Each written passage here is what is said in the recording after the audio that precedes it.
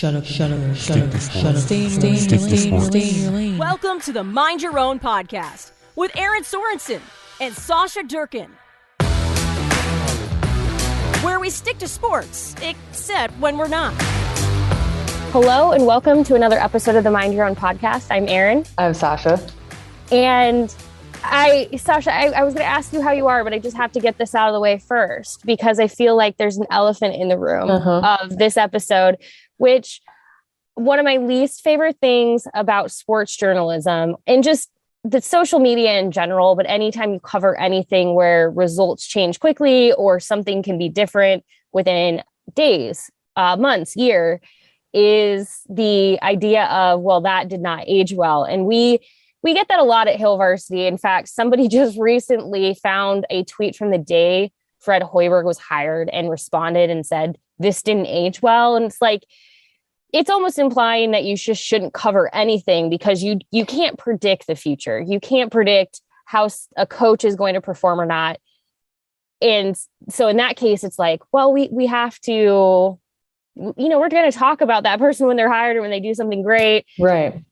Anyway, all of that to say, we recorded the previous episode to this one. And then within like 24 hours, one of the individuals we spoke about, which if you have not listened to that episode, just, to give you a little backstory, we basically were talking about some historic moments in the Olympic for very specific women's athletes, and still stand by everything we said. But one of the individuals we were talking about, I just want to preface, I am saying this in the most American way possible. I was listening to how her name is said the other day, and it sounds so much better when somebody who is a native Russian speaker says it. But Kamila Valieva, oh my gosh, her name sounds so much better when it's not me saying it. She is the 15-year-old Russian figure skater. It basically, we spoke about how incredible she is. And then within about 24 hours of that, it turns out she is caught up in another Russian doping scandal. Not another for her, but just in general. So we're going to just, we're going to have a little chit chat today about that since we spoke about that. Before we hop into it though, Sasha, how is life outside of the fact that, within 24 hours last week, I was like, crap. Yeah. I saw that happen and I was like, well, I guess we're going to need to talk about that. Other than that, I'm okay. How are you? I'm good. I was just in Oregon for 4 days, and any of you who live on the West Coast, God bless you. I don't understand how you do it. The West Coast the Pacific time zone is just very strange. Yeah. I felt so out of sorts. Every day I woke up and I would wake up at 5:30, 6 a.m., not because of choice, but just because that's when my body was waking up. And already felt like I was late in my day because here, and when I say here, where we live in the central time zone, I was already in my mind 2 hours behind. Right. Yeah.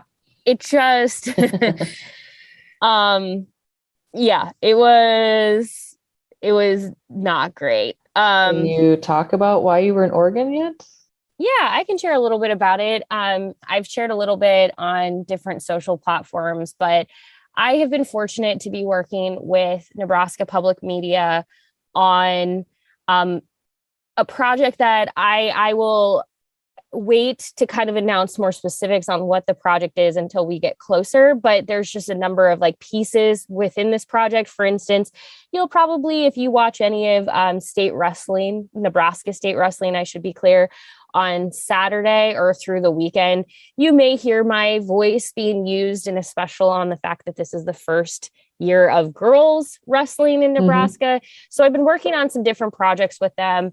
And one of them is on Sedona Prince at Oregon and how she really has been changing not just women's basketball, but women's sports and sports also, I should say, beyond just for women, but for any athlete who has really, for instance, she speaks very openly about equality for the gay athlete and for any athlete who essentially has been overlooked, maybe not given the same equitable treatment. So I was there to interview her for a piece of this project, and I can confirm she is as cool and incredible as you think for somebody who is as young as she is. She is 21 years old. She just feels to me like, if you ever have a moment, it doesn't matter what you believe in, it doesn't matter what your faith or anything is, but I am always like, if you ever want a reason to believe somebody was put on this earth, however they got here, with a purpose, Sedona Prince is one of those people where you just kind of get this feeling where it's like, she was created to be a lightning rod. And she's just so cool. And she's so confident and so sure in herself. And I know that that's all sometimes a facade, in the sense that like we can, from an outsider's perspective, be like, it looks like you have everything together, when they maybe don't feel that way. But she has such a strong support system, from her family to her girlfriend to her teammates, where she is just so sure of who she is and what she's doing in life. It was truly an honor to meet her. But I'm so excited. It'll be a little while before, anyone gets to see some of what was created this weekend, but I'm excited when people do. So I have been on the West Coast, and I feel jet lagged. Yeah. I don't know when I'll feel like I'm not. Yeah. It's still, for whatever reason, difficult for me when I'm booking things for other people. Like, trying to coordinate time zones is still really difficult for me. I don't know why. I'm 37 years old. I've been here a while. It's still just difficult for me. It's so hard. Well, I'm excited. We'll definitely have to talk more about it as we get closer. There's so much to be excited about in 2022, especially when we talk about the history of women's sports. We think about what we're going to get to see with the NCAA women's basketball tournament and the fact that it's carrying the March Madness branding for the first time. But even beyond that, we're looking at the 50 years of Title IX passing, and what that ultimately means for not only women in sports, but just women in general, with the continued hope for equity in sports activities and beyond. There's a lot that we will be able to celebrate and look forward to. But unfortunately for now, we have to talk about, I want to just stand by what I said. Camilla is still going to be a once in a generation talent in figure skating. I stand by, when we talk about what is happening in the Olympics, I stand by everything I said. I mean everything. If you are not watching her, you should. Performance enhancing drugs do not make someone jump the way she does. Like, her talent at a just basic level is significant. So I don't want to take away from that, because she's incredible. She still is. I also have to remind myself, she is only 15 years old. She is only 15 years old. And so let's just kind of discuss, I guess, exactly what happened. Because I sent this to Sasha and was like, well, here's what happened. So Camilla, ultimately, it was determined that she tested positive for some form of performance enhancing drug from December. How it took this long to get this, I don't understand these things. But basically, and I realize now, I didn't actually pull up the initial story that I sent you, Sasha. This drug itself is a banned substance that is typically used to treat heart patients. And it is essentially meant for, it's meant for heart patients as they're recovering from different things. But in some sports, if people are using it, what it's usually for is to help with blood flow in your heart, but then also help with recovery. Because if your heart is pumping blood quicker and more efficiently, you're going to recover quicker. Now, since then, her camp and the Russian Federation of athletes or whatever have ultimately said it was caused by her grandfather's medication. It was something that he was taking, whatever. The argument was contamination from something that her grandpa, again, was taking. I'm just looking at like the brief, like write up from Yahoo Sports. Yeah. I guess it was a very minimal amount. It was like a trace amount of the medication was found in her system. So the belief is it could have been like she shared a glass with him, something. And apparently those are things that could like legitimately happen. Regardless, it was taken from a sample that she provided on December 25th during the Russian national championships. The lab returned it on February 7th with the positive result. She was provisionally suspended, but the Russian anti-doping agency reinstated her. What's it called? The Court of Arbitration for Sport ultimately ruled that she is allowed to compete because she is a protected person. So at 15 years old, she is considered essentially a protected person. And when that happens, it means the way that at least I understand it is because of her age, she is not able to essentially make certain decisions for herself. Okay. Yeah. So therefore, that is their explanation of why she is allowed to continue competing. Now, I did say this to Sasha. This whole thing is very sad to me. Whether or not they ultimately determine it is because she shared a glass with her grandfather or what. Now, there are a lot of people who have been very critical of this, including former United States figure skater. It'd be fun if he was from Nebraska. Adam Rippon. He basically questioned, like, he called into question, like, how much, like, she and her team actually didn't know. Like, it just feels fishy. We shouldn't, pass judgment if we really don't know.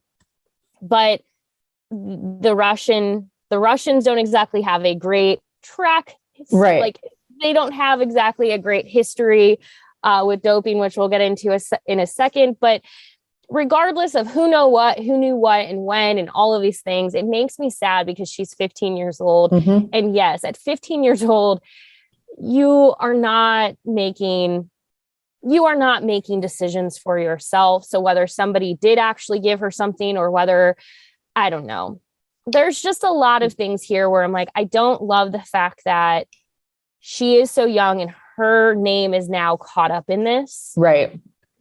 Because it's just sad. That's the only word I can use, is it's just sad. I think it's very sad, especially when especially at that age, and being the caliber of talent that she has, knowing that there is a huge team behind her that helps her prep for all of this, coaching, parenting, things like that. It's and like you said in our conversation, like, it just sucks for her. Even more so outside of all of this, is that now there has to be an asterisk by her name. Yeah, because these are coming from Yahoo Sports. So Yahoo Sports talked about how that, and I just want to keep saying it because it's such a funny name. The committee for the Court of Arbitration for Sport. It's amazing. So they just say the CAS. But they ultimately, in citing her as a protected person, saying she's too young to fully understand what she is taking, the Olympic Committee essentially had no choice but to permit her to skate. So the International Olympic Committee ultimately was who then said she is going to skate because based on the CAS's recommendation and information, they should not be then saying she can't. So here's what the IOC said in a statement. In the interest of fairness to all athletes and the nations concerned, it would not be appropriate to hold the medal ceremony for the figure skating team event during the Olympic Winter Games in Beijing 2022, as it would include an athlete who, on the one hand, has a positive A sample, but whose violation of the anti-doping rules has not yet been established on the other hand. So essentially it was, if she finishes in one of the top 3 positions, so in deciding that she would get to skate and continue with the competition, it was ultimately decided by the IOC if she competes and medals, doesn't matter, gold, silver, bronze, There will be no flower ceremony and no medal ceremony that would take place as a result of it. So spoiler alert, I just want to tell you, if you have not yet watched the Olympics, skip forward 15, 30 seconds right now. I'm just telling you right now, when we are recording, you will have had an opportunity to have watched this if you want to. It will have premiered in prime time by this point. Yeah. So I'm telling you, skip forward. I'm going to say it now. Okay. She won gold in the individual. So she has, I'm just letting everyone know, if you're like, what actually happened? She of course was amazing, did everything. Yes. So apparently, from what all of the reporters that are there have said, she did not receive much fanfare when she went on the ice and was finished. Obviously, she did from the rest of the Russian delegation, but few other athletes in attendance cheered or provided any support, which again, this is all very sad. She's 15. Yeah. But anyway, so I'm excited to see it myself. It was called a beautiful, sad performance. She stumbled on a triple axel, but she was able to finish with 82.16 points, which soared into first place. It wasn't her best performance when we talk about point scoring, but long story short, there will not be. So this is for the women's short program. So she has won gold. Yeah. There will not be a ceremony. And so if you skip forward, you can now rejoin us. But also, like, how do you do spoiler alerts during the Olympics at this point? You can't open your phone and not see that. But just in case there was your spoiler alert. I think that it's sad all around, because it's not only then at this point affecting her, it's also affecting whoever, placed silver, whoever placed bronze. Does that so no ceremony, does that mean they're not doing any of the medals for that? Oh, they just won't hold a medal ceremony of any kind. That's really difficult. Especially one, I think that puts even more undue pressure on her, because of course, if you go to the Olympics and you medal in something, to have that taken away from you because of whatever happened with another individual that just adds another layer of heartbreak to the whole situation. That's really sad. And it is really hard because Tara Lipinski and Johnny Weir are two former United States figure skaters who now are well known for their commentary both during the Olympics and beyond in United States figure skating. Obviously, they have strongly condemned the Olympics decision to allow her to continue to skate and to be a part of this. A number of them have talked about how, and it's similar to what we were saying when you and I were talking individually, Sasha, that it's a complicated feeling because we had walked away from watching her originally just feeling like in awe of what she was doing. And again, I stand by the fact that I still believe she is one of the best figure skaters we will watch in this lifetime. She's just a natural talent. And the drugs she took does not change that. It doesn't suddenly make your jumps better.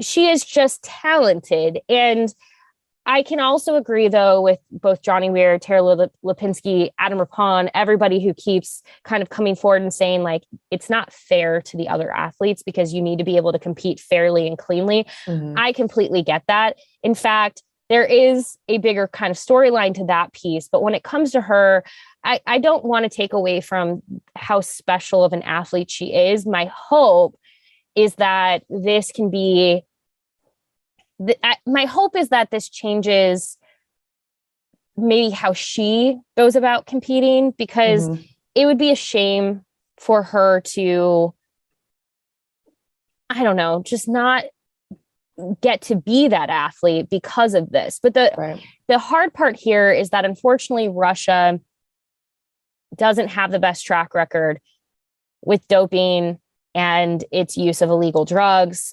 Just as a quick timeline before we kind of hop back into why there's just a lot of pain for some people wrapped up in this decision and beyond and everything else.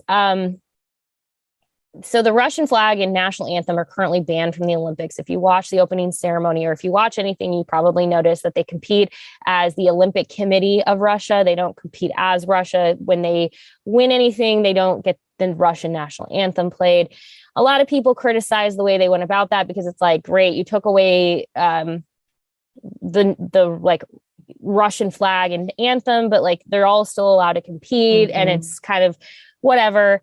The timeline is essentially in February of 2014, Russia hosted the Winter Olympics in Sochi.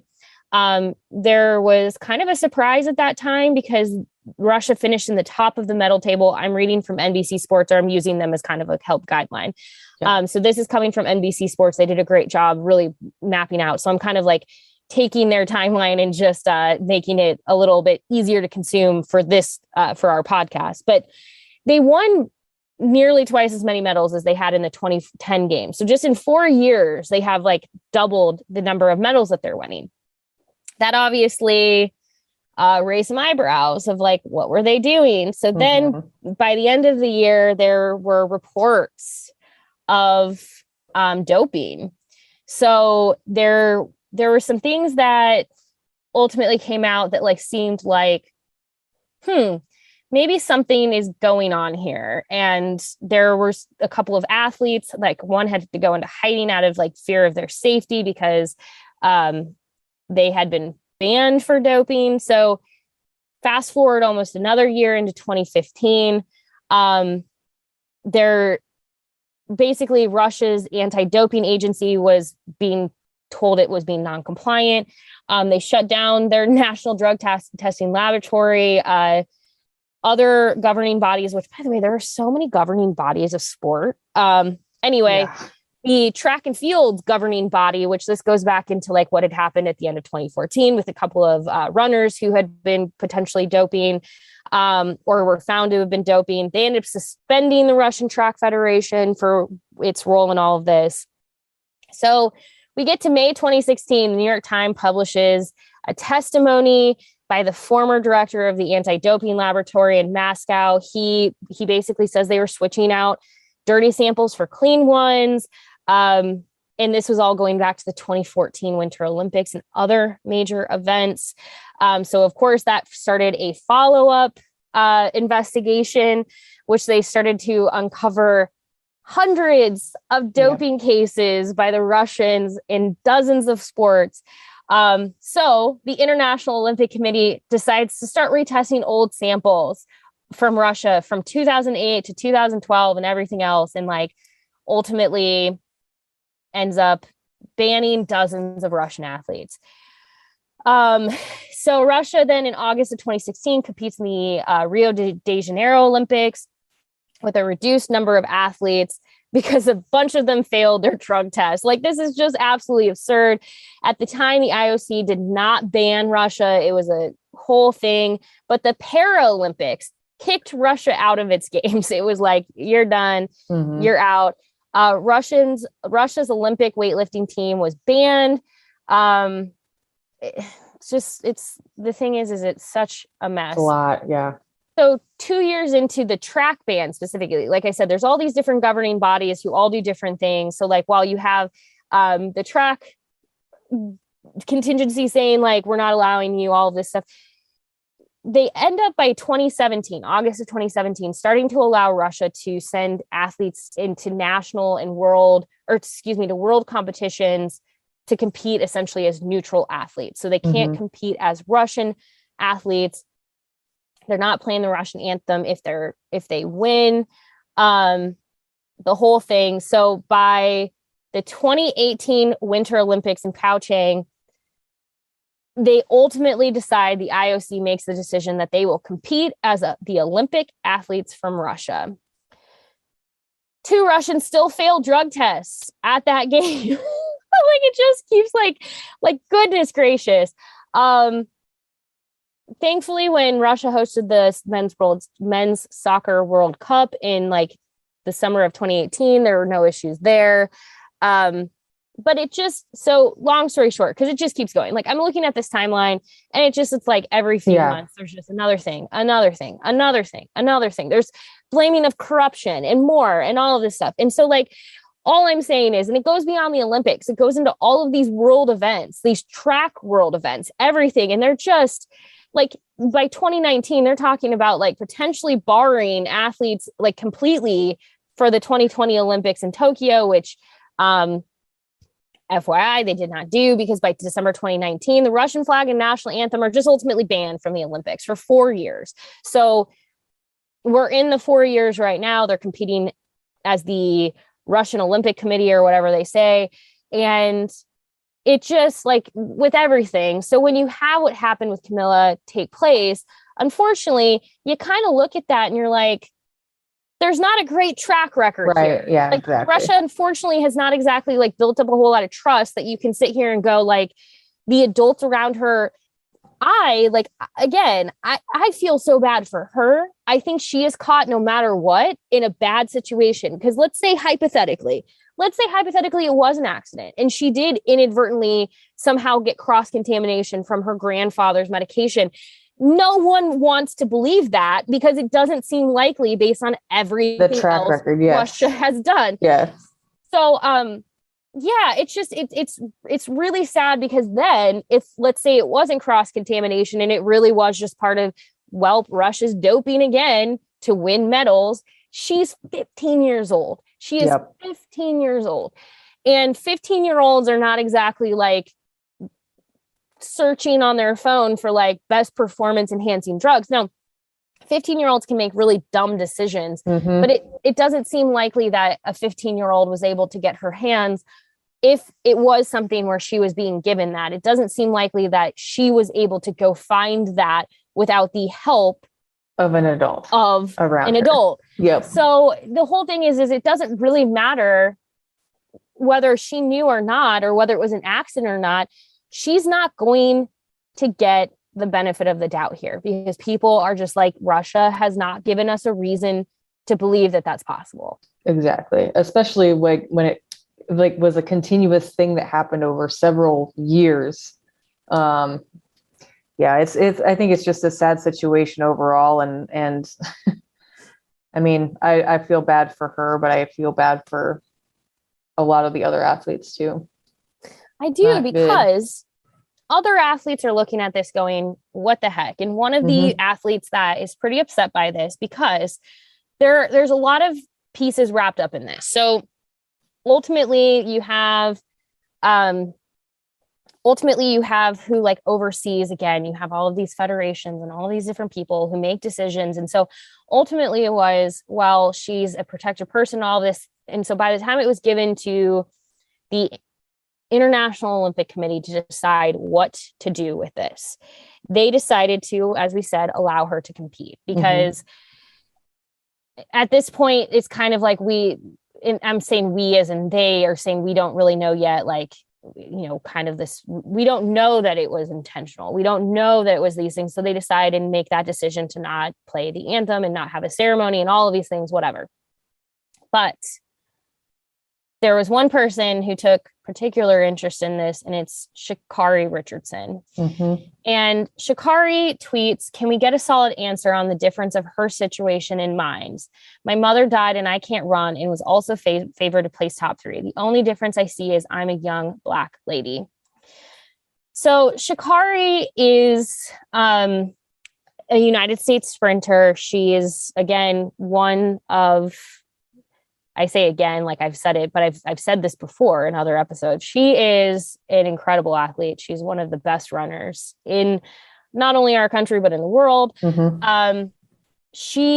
Which kind of coming full circle on this, it was kind of cool because I did get to see the track and field stadium at Oregon. And obviously that's where they held the Olympic trials. And it was kind of cool to see it.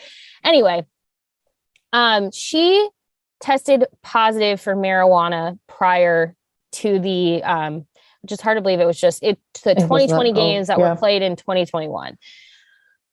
So she had won the 100-meter race at the United States Olympic trials just last summer, but then ultimately tested positive for THC and was denied the opportunity to compete at the Tokyo Olympics. Mm-hmm. So THC is on the World Anti-Doping Agency's list of prohibited substances, but so is the drug that Camila had in Mm-hmm. her system. Basically, here's the thing. The drug that Camila took is believed to boost athletes' endurance and blood efficiency, efficiency, which we talked about. THC does not do that. So one is like an athletic enhancer, one is not. Mm-hmm. Not a lot of athletes are smoking marijuana for performance reasons. Like it's just whatever. Yeah. So their whole situations were handled differently. The fact that Camila's test was submitted in December, but she was not ultimately, that the results didn't come back till February and avoided suspension. Whereas like it was almost immediately for Sha'Carri. There's a lot of things here. And she said, for Sha'Carri, she's saying with how quickly her test results came back and became public knowledge, that, as she said, my name and talent was slaughtered to the people.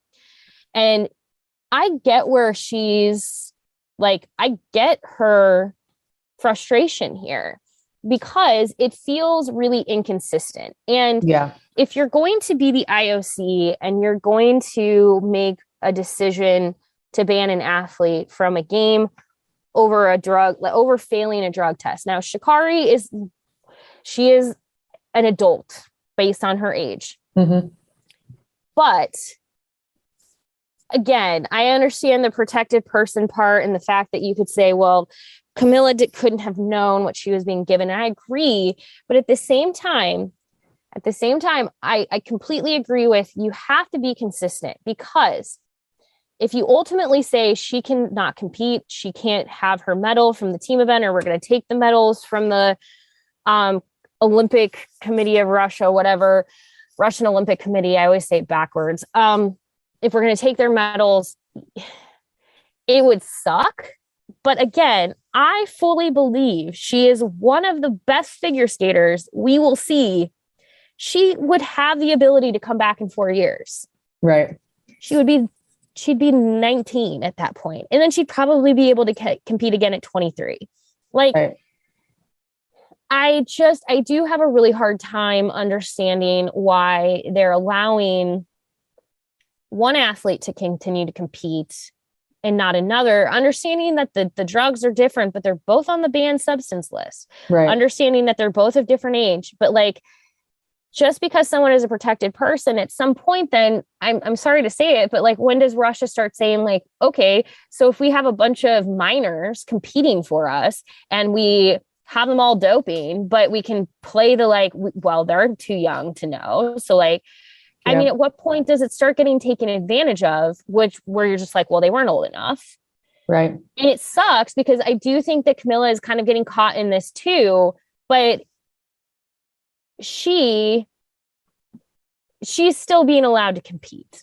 Exactly. I think that, I mean, there just needs to be a reevaluation of how things are handed down. Like if it's on the banned substance list, it's on the banned substance list. I don't think that it should change based on a person's age. If it's on a banned substance list and you ban another athlete from competition, then you need to ban every athlete from competition who used a substance on the banned substance list. It really does suck that she's only 15 years old.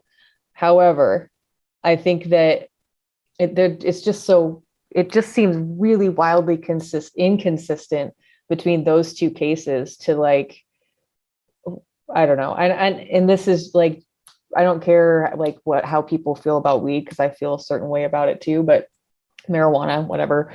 But if it's on a banned substance list and it can bar you from competition, then every substance on the banned substance list should bar you from competition, like period. Mm-hmm. Or, reevaluate the banned substance list. I don't know. Yeah. And I mean, and I don't like, I've seen some people who have gotten upset with Sha'Carri for pointing out the fact that as a young Black woman, she might have gotten a different result than a young white woman. And here's all I will say to people who get upset by her calling that out is there is a track record of Black athletes not being treated fairly in many places in sports, but especially at the Olympics. There have been examples. I'm Googling as we speak. But for Sha'Carri to kind of, just point that out, that she didn't receive, I guess, maybe the benefit of the doubt is I think it was really easy. And, I saw a lot of very problematic news coverage and just people speaking about Sha'Carri at the time. And a lot of people like to hone in on things that don't matter when it comes to Sha'Carri as an athlete, where people don't realize how loaded and what they're actually saying when they talk about, her nails and her bright colored hair and the way that she just carries herself. It's kind of almost like people were using it as a justification of how she could, it's those things where it's like, when we talk about systemic racism, this is part of it. When people allow themselves to get caught in, well, she does things differently than I would do, or the way that like she lives and the way that she expresses herself is different than me. So therefore I'm going to be different. I'm going to be critical in a different way. And the part that I think is really important for people to be careful of is, you may go like, well, people always jump to this, like, well, I'm not racist. That's not what people are saying. You're not actively choosing to be racist, but when we talk about systemic racism and the things that just kind of exist in our world where we can make and pass judgment on someone, there's something that you kind of have to think about of like, am I potentially allowing a stereotype to influence my way of thinking? Right. Exactly. And I think for Sha'Carri, she's looking at this as, I maybe didn't get the same, I didn't get the same. I imagine, I understand things are a little bit different again with the age piece of it. And that's one part of it. But like, it has to be really hard to look at this, to be a young Black woman looking at a young white woman and being like, why does she have the ability and the privilege to continue on, but I couldn't? I can understand where Sha'Carri is coming from. And I'd be pissed. Right. And I think I did see some people who wanted to be critical of Sha'Carri for this and be like, it's not about race. It doesn't really matter what you think it is or is not about. It's the fact that Sha'Carri this is her feeling and this is her interpretation of this. And the fact that like, even the United States Track and Field Federation says it agrees that the international rules regarding cannabis should be reevaluated. Like, there are doctors who are literally saying like, this is not a drug that like is performance enhancing. And like, anyway, I just, you could probably spend an entire episode on that. If you're critical of Sha'Carri for her feelings, you should really reflect on why you should just really reflect on why, because here's the thing. It is February. We are in the middle of Black History Month. The representation of Black athletes at the Olympics is not high. Arizona State, in fact, has an article that I am looking at right now, which you can go look at, that, the Global Sport Institute CEO has talked about how access and expense are factors in what has essentially limited things like the Olympics from being more diverse and inclusive. And now you might be going, but Erin, there's athletes from all over the world. I'm talking about from the United States. from the United States 225 athletes that are currently in Beijing, it is heavily white. Like it's, and now this is just focused on the Winter Games. So obviously different sports have seen different levels of diversity. But you just don't see as many, like you're not seeing a ton of representation from the United States right now. But even in Summer Olympics, it's not quite as much as you would think. Like, here's a good number of the 2,952 total athletes in the 2018 Winter Olympics, 43 of them were Black. So again, 2,952 athletes were there and 43 of them were Black. That is something where there's reason to kind of just like look into the history of, obviously, like there are very famous moments in Olympic history where you had the raising of the fists on the podium and people got really upset about that. But I guess like, and I'm doing a really poor job of kind of speaking to my feelings on this, but I think it just goes back to representation and how important it is. Mm-hmm. And representation matters on not only a national, but a global scale. And so when you're someone like Sha'Carri and you're looking and you see decisions that are being made that don't feel like they're being fairly made, they're not being made in your favor ever, but they're being made in favor of others. Mm-hmm. It's hard not to look at that and be like, what's different here? And yes, I promise you, Sha'Carri is smart enough to understand. I promise you that Sha'Carri is smart enough to understand the differences between ages and the drugs and everything else. She's, from everything I've ever seen and heard from her, she's a very smart woman. She can reason. Right. But that doesn't mean she cannot have feelings about this. Exactly. Yeah. And I think that a lot of this comes back to also, like, we say it all the time on this podcast, but like, you've got to at least attempt to understand where people are coming from when they feel a certain way about something. Mm-hmm. Like, I can't even, I would be livid. I would be so angry if I were Sha'Carri, to be honest mm-hmm. with you.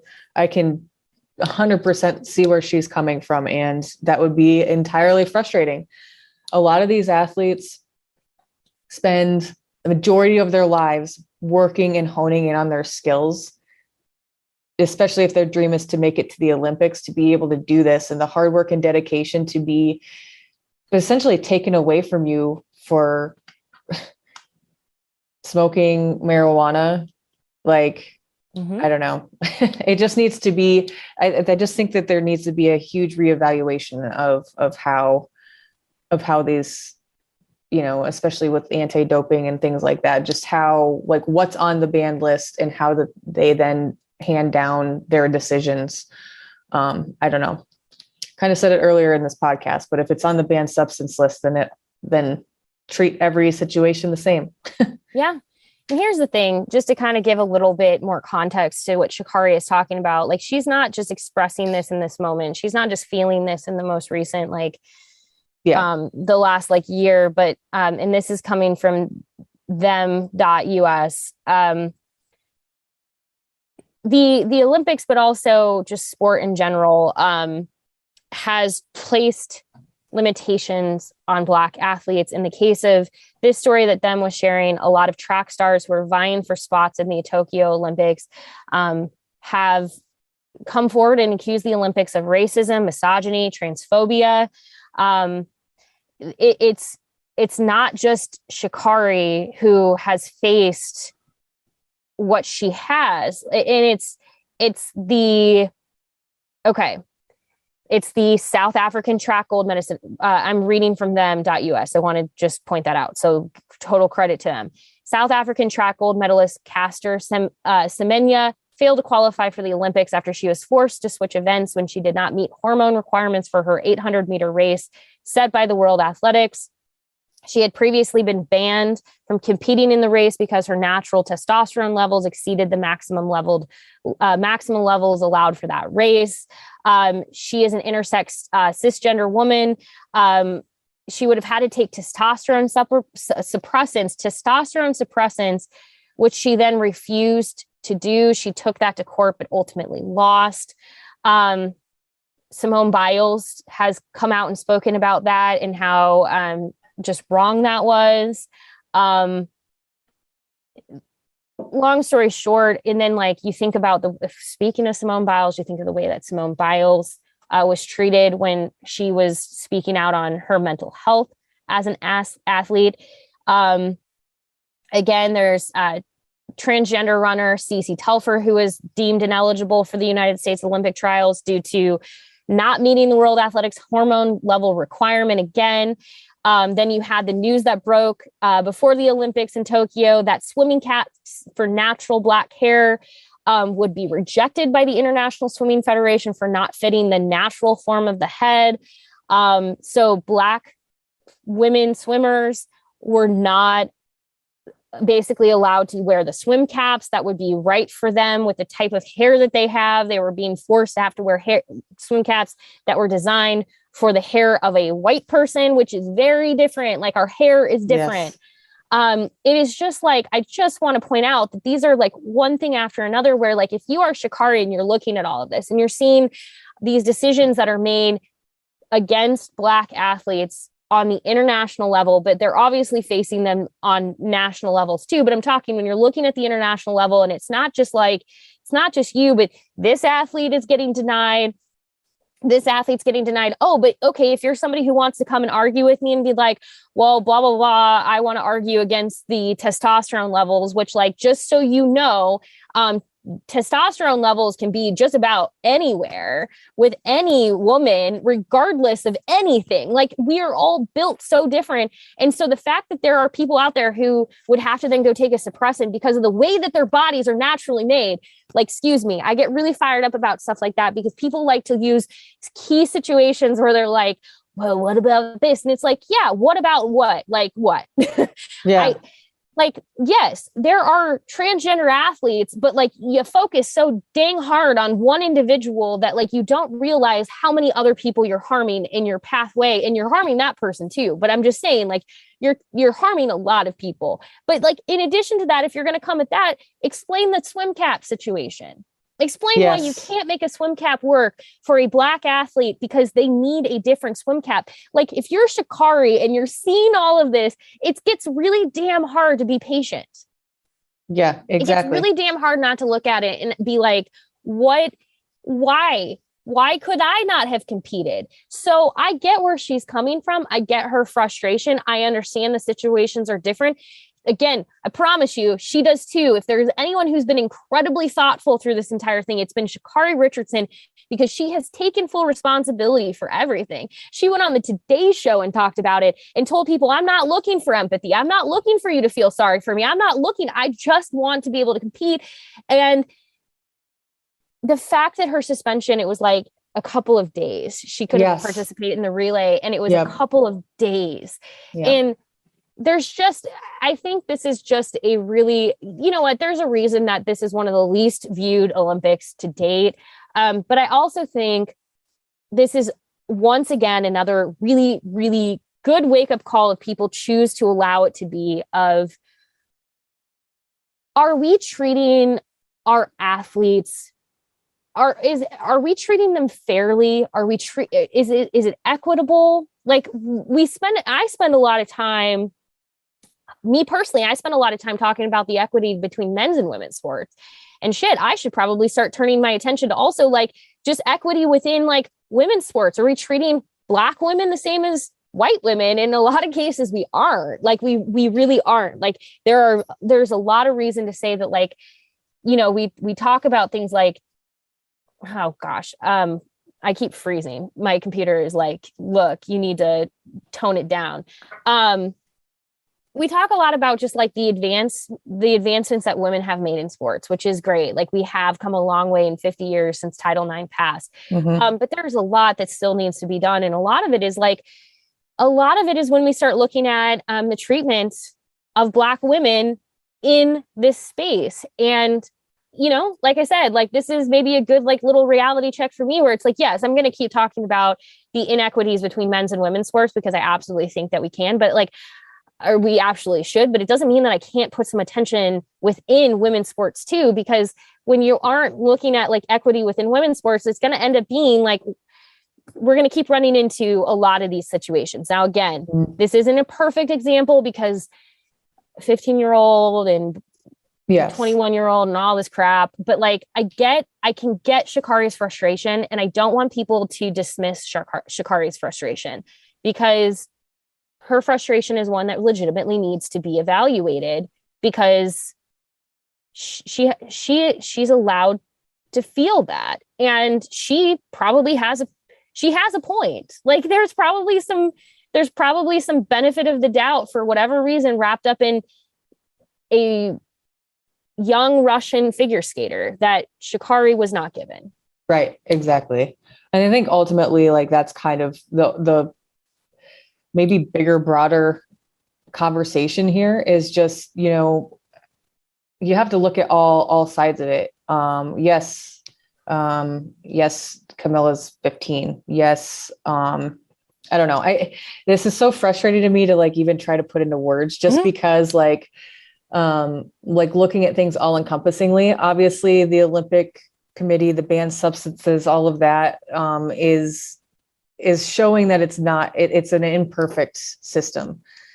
Things aren't looked at the same way. Things aren't treated the same way. Like, I think that overall broader conversation that maybe there are some things, maybe quite a few things that need to be reformed in the way that they hand down suspensions and the way that they handle things, maybe in general. Mm-hmm. Yeah. And this is the stuff where like, I told Sasha we weren't going to like have a full like hour of this conversation, but you know what? It's important. I would say by the time you're listening to this, we're a little over halfway through the Winter Olympics for 2022. All I can hope is as somebody who grew up loving the Olympics, has grown up loving sports, like any of us listening to this, like I assume many of us love sports for different reasons. We need to keep having these conversations, even if it makes us uncomfortable. Like, even if we're like, oh, I don't know if like, I think it doesn't matter. Being able to like step back and be like, okay, maybe I don't 100% understand Sha'Carri's point, but I'm going to at least have the conversation. I'm at least going to give her the respect to look into it and understand it. It will make sport better because that is ultimately the goal, is to make this equitable. And I'm going to leave this. Okay. This feels really fitting. It brings it all full circle for now. But when I was in Oregon, they had these shirts that I ended up getting one. But they were made for Pride month, and they're Pride shirts, but I really liked what they said. And it's really great across the board. Doesn't like speak to okay, anyway. The shirts say, sport is not interested in what you believe or who you love. Sport builds bridges and brings people together. Sport demands to be played. And in their case, I said, and all ducks come to play. But in my mind, all athletes come to play. All athletes come to prove that they're being the best. Sport is not something that actually divides and tears people together unless we let it. So in my opinion, in this moment of time, when we're looking at what can we do, I think giving Sha'Carri the space to openly talk about why this feels not great to her is a good thing. And also recognizing that like you can feel sad for Camilla and for anyone else who potentially gets themselves into a real bad situation, whether it be by accident or by being manipulated by adults around them. But that doesn't take away from the fact that Sha'Carri has a valid point and can feel really jaded. And so how do we make this better? How do we hold the people who are making decisions accountable and make them, how do we make things fair? So we don't have the answer for that this week, but it's just something that like, if you're going out into the world and you're having these conversations, just at least be mindful of like, give space to people, Give space to people to feel the things that they feel, because these are how we make change. So what Sha'Carri is bringing up may sincerely bring some change. And I hope it does, because she deserved to compete last summer. Yes, she and did. she should go make a big deal about it. Yeah, I 100% agree. With that, because I could go yell for like another half an hour, but we won't do that. We'll be back next week. Who knows what the world of sport will throw at us in the next week, considering the Olympics, like I said, are only about halfway through. Well, they're a little over halfway through, but a lot will probably happen.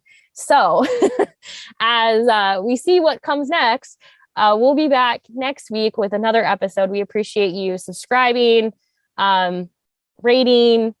You can send us an email. Yes. Mind Your Own Podcast at hailvarsity.com. Sasha's at Sasha72 on Twitter. I'm at Erin Sorensen on Twitter. And we love to hear from you. So reach out. But until then, we'll just be giving space to people to keep these conversations going. And we will talk to you next week. Bye.